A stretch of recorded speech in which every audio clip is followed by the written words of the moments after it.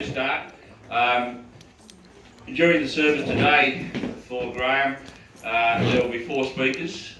Jason, his son, daughter Gina, great friends Bob Matthews. Now Bob worked with Knackers for many years at Wattle Paints and was a frequent visitor at Knack nearly every week. And of course, the main eulogy will be done by Kenny Murphy, which is the brother of Ronnie Murphy, who's our Vice President here. So little old Wynyard does get a bit of exposure up in the Gold Coast today. Firstly, again, on behalf of Nat and Jason and Gina, thank you very much for coming today to celebrate the life of Graham Maxwell Alderson, or better known as Knackers. I guess when I look around the room, I think everybody in this room would have a story to tell about Knack. Simply because he was that type of individual. If he spoke to you and whether he had you for a day or an hour or 10 minutes, you would seem the only person that mattered to him at the time. He gave his full attention, 100%, and he was just magnificent in his ability to do so. I remember my old late grandfather, Peter Kadoosh, told me when I was a very little boy, certain gifts that we all have in life and we should be able to share. One is the gift to laugh at yourself, and two, to make everybody happy around you. To be able to love your family and your friends. And to be brave in face of adversity. Now the little fella had all of these down in spades, as we all know.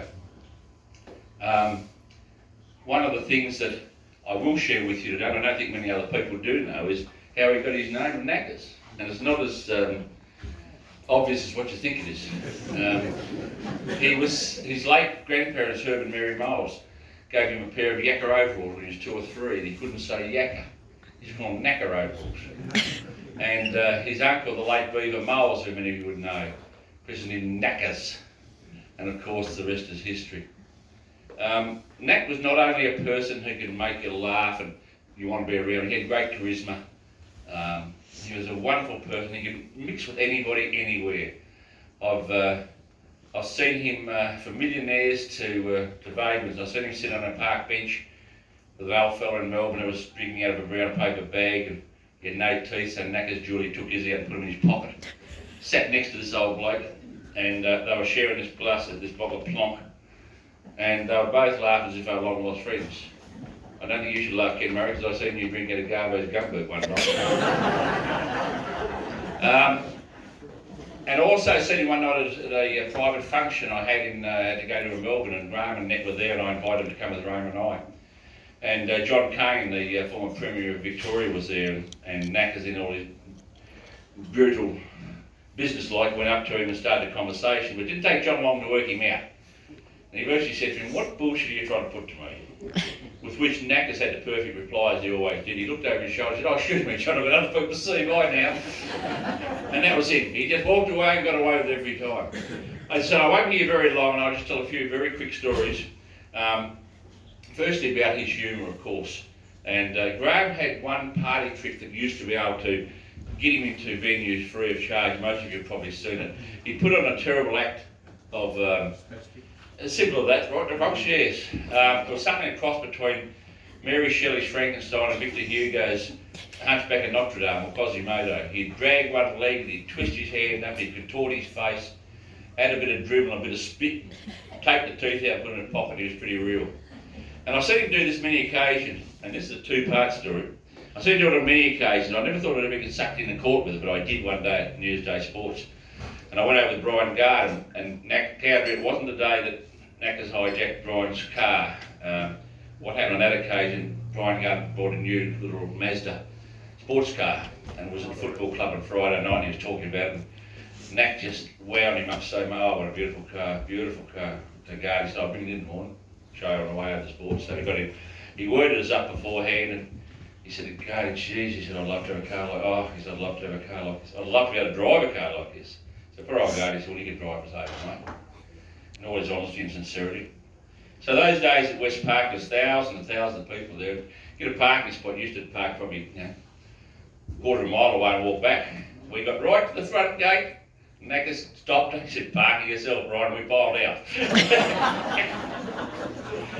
He played wide guard for the rest of the day, and he thought he would have killed him.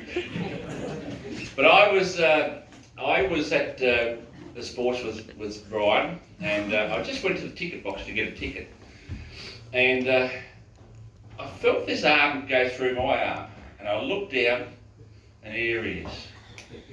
I love my big brother Paulie, and I made a fatal error. I should have gone with him, but I went against him. And these two blokes behind the gate there looked at him, smiled, and I said, "You little mongrel, I'll bloody kill you." To which, when I looked back up, these two blokes looked at me. I've never had anyone look at me more disdain and more hate ever since. And he said, he couldn't have said, "Don't hit me again, please, Paulie, don't hit me again." I said, "Oh, jeez." So the bloke got to go to get me the ticket. I said, "2, thanks, mate." He said, "I only need one, it's for you." And here it is. Pow! Bloody spat it at me. So I got it. I walked in and he's still hanging on. We got to where the bloke takes the ticket thing. And he said to me, "You bloody touch him and see what happens to you." And I don't think anyone likes to be threatened, especially when you haven't done anything wrong. And I was bloody ropeable. And we're going in there and we're out of earshot, and we're out back to them. He knew he couldn't see him, so he had that silly little laugh. He said, "He got you hooked." He said, "You can't do a bloody thing about it." And with that, he took off with a pace that would have put him into the final of the gift without a doubt. But I was fortunate enough to go to the 1977 Centenary Test with his great friend Ronnie Coward, and Ronnie and him have been besties since grade 6, and Ronnie's been the linchpin for getting today organised as well. And his other great old friend, Kerry Cooter O'Neill. Poor old Kerry had the he carried diabetes for a while, and he had his foot amputated in hospital. And the one and only Knack sent him via mail a thong. One thong. I knew about it. I went over to see Kerry, and I'm sitting there talking. I seen the thong sitting on the table. I said, "What's that?" He's always called Knackers stupid. I said, "Who would send me that?" I said, "Stupid, of course. And it's the wrong bloody foot." So I took the net on Saturday night. So I'm cleaning Graham's wardrobe out. She said, "Guess what?" I said, "I found the other thong." So we went to the test, and first day I hadn't been to a test before. And been magnificent seats, four seats in from the aisle. I was number 4, and his nibs was beside me, and there was a lovely old couple beside me, and they were real cricket aficionados. They had the fold up wet weather gear ready for rain, and the umbrellas and the blankets, and they had the ubiquitous Tupperware containers full of homemade cooking. And I got up to go to the toilet midway through the first session, and I come back and he's in my seat. I said, "What are you doing?" He said, "I just thought," he said, "it's fair that we don't sit in the same seat every day for 5 days, we get amongst each other." I said, "Oh, it's pretty cool, mate, it's cool." He never got out of that bloody seat. And the day 3, the conversation would go something like this: "Graham, Bill, Mary, how are you today? Love to see you again. What a wonderful day for cricket. How's the grandkids, Mary? Did you see little Stephen last night?" "Oh, Graham, I've got your favourite sandwiches, ham off the bone, and hot English mustard. And I know you prefer the chocolate sponge rather than the normal one. Oh, and I did make some kiss biscuits like Nana Moles used to make for you. And Bill's bought an extra thermos because we know you'd like tea in your tea." Oh, he said, "This is stuff Vonk was made out of." And he'd go, "Oh, thank you, Mary, it's so nice of you." And then add insult to injury. She'd say, "You sure your friends would like something, Graham?" "Oh, honestly, Mary, they don't get it very much. They don't come with big smoke, and they're really Philistines, and all they eat is junk food anyway." And we were condemned to eat overpriced 420 pies and have been a bloody pie for 3 days. First bite put a blister on your top lip as big as your little finger. Second one, 2 days later, you're still trying to get the burn marks off the roof of your mouth. And they had another excuse for a thing as if it was a hot dog, and it was like a piece of orange garden hose, about 6 inches long, that had been soaked in soapy water for about 4 days. And here we was, we'd go out for dinner or tea at night time, and he'd be sitting up, and he'd say, "I don't think I can eat another thing." Let's get some today. Oh, damn, he used to make us sick. But that was the charisma of Knack. It just, when you watch him, he was just brilliant. He worked it so well everywhere he went. It didn't matter what it was. As I said, I'm sure each and every one of you will understand that. But the second part of the story, probably one of the most important parts, we go to the cricket every day, and it was somebody's turn to go to Coles and give a styrofoam esky the $2 to put our carton of beer in. And the last day it was Ronnie's and Kerry's, so Knack and I went together, we were in the queue, it was a huge queue. And he said, bugger this. So out he gets about 5 yards up and he goes into character. The leg starts to go, the teeth are in the front pocket, spitting and dribbling, talking to himself. I said to the bloke, I said, mate, just keep an eye on my body if you don't mind. I said, I'll be coming back, I don't reckon we make will.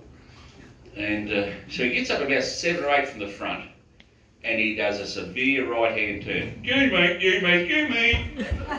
And he lands in front of this bloke, biggest man I've ever seen, with tattoos up and down his arm and halfway up his neck. And out of the 87,495 people there that day, this bloke did not have any compassion for disabled people at all. He grabbed him by the back of the neck and spun him around and he said, I don't know where you come from back there, mate, but you bloody going straight back there, you're not pushing it here. And he's coming out saying, thurry, thurry, thurry. Well, I was just about doubled up, boss. He come past and I'm not bloody done yet. So down he goes a bit further, and here's a perfect tray for him. It's a dear old lady, probably around about late 60s, early 70s. So in he goes, go me. And he turns around and looks at her and gives her the big gap smile that would probably break the heart of a Collingwood supporter.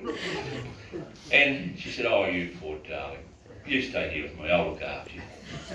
And I thought, cometh the man, cometh the time. I've got one chance to get over this little mongrel. So in I went, I hooked the arm around him, and I said, madam, I'm sorry, but I said, little Graham's got to come back to the rest of the group. He can't be on his own. Oh, she said, I'm so sorry, I don't know what I was thinking. She said, that's terrible of me. She said, oh my God. Oh, Graham, you could have stayed with me, little darling, but I'm afraid you have to go back with your friends. Well, by this time, he's like a 2-year-old colt going to Flemington race for the first time. He gets to the gate and he's ducked the toes and he's shaking head and he's not coming out. I said, come on, little soldier, out you come. And I've got the grip on him and she's giving him a push from the back, so we get him out. And he's coming down, he's still in character, he's showing, thank you, thank you, thank you. I thought that's what he was saying, thank you, thank you, thank you. It was something like that. And I won't go any further with it. But anyway, we got back in the queue, and I had 5 minutes of nothing said. He looked at me and said, that was the most stupidest thing you've ever done in your life. And I just cracked, I couldn't help myself. And he started to laugh. By the time we got to the gate, we were still laughing. And I just thought today, and every other day since he died, I've been thinking about, that's exactly what he was. He can make you laugh at any given time. He can make anybody laugh. He can make you feel very privileged to be with him, and he just did it so easily. We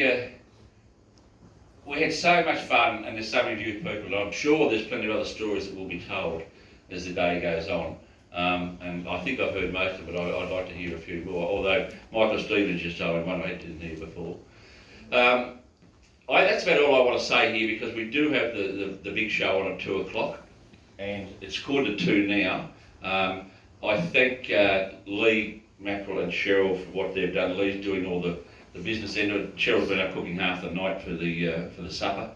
To the Bowls Club for putting it on today. It's great. For each and every one of you who have come here today, we thank you so much. And as I said, the only thing that goes sad today is that Knackers is not here, because he'd bloody love to be here, especially if you're talking about him. So look, as it stands now, that's where I'll leave it. As Ron said, the bar will close around about 5 to 2, so feel free to get a few drinks, but we really would like everyone seated, ready to go at 2 o'clock, and then when the bar opens again, there'll be, as I said, more drinks and nibblies. And once again, all I can say is thank you very much, and God bless you, Knack. I miss you. Thank you.